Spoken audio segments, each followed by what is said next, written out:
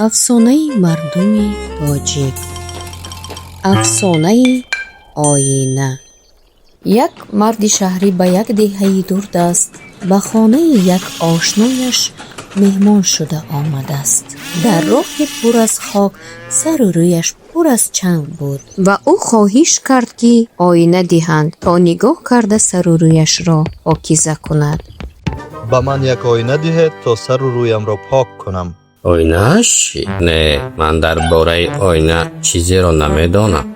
مهمان هرچند چی بودنی آینه را فهماند، صاحب خانه هیچ چیز را نفهمید.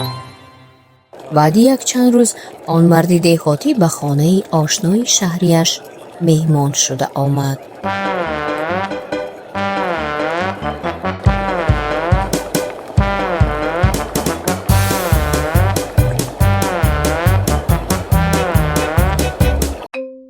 صاحب خانه وقتی گسل به خورجین وی یک آینه انداخت.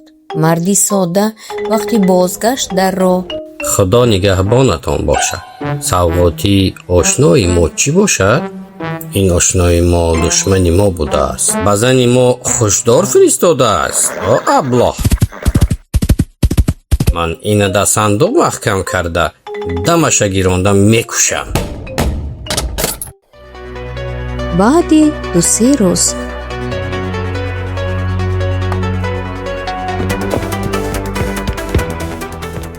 یعنی احوالی خوشداری زن ما چی شده باشد؟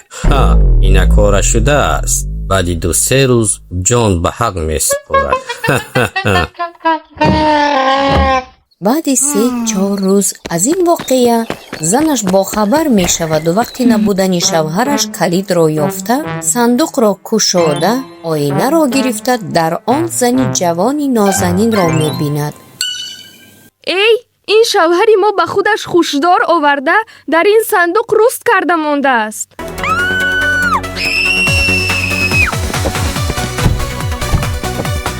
ها؟ با تو چی شد؟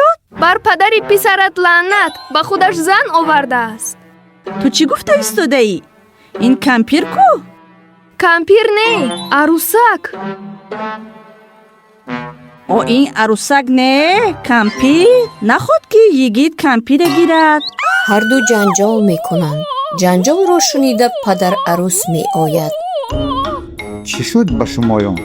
این بین، پسرت به خودش زن آورده است. هر دو یک کور شدی؟ آخر این روی سفید کو؟ آدم های نادیده و نادان تا فهمیدن تگی گپ خوب جنجال کرده همدیگر را آزار دادن.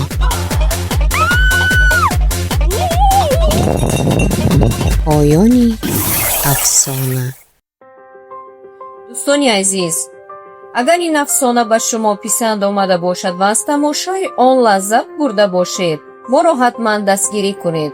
با کانال افسانه های تاجیکی ابونه شوید. تگمه لایک را پخش نمایید و این ویدیو را با دوستان و نزدیکان خود برسانید. دستگیری شما برای ما خیلی مهم است. هر یک لایک، شرح و ابونه به ما نیرو میبخشد تا افسانه های نوی تاجیکی، قصه های شوق‌آور، حکایه های پندآموز، سرگذشت های جالب را برای شما آماده نماییم. هر یک لایک، شرح و ابونه با ما نیرو میبخشد تا افسانه های نوی تاجیکی، قصه های شوق‌آور، حکایه های پندآموز و سرگذشت های جالب را برای شما آماده نماییم. در بخش شرح ها نیز نویسید و کدام افسانه یا قصه را میخواهید در نوارهای آینده ببینید. ما حتما پیشنهادهای شما را به نظر میگیریم.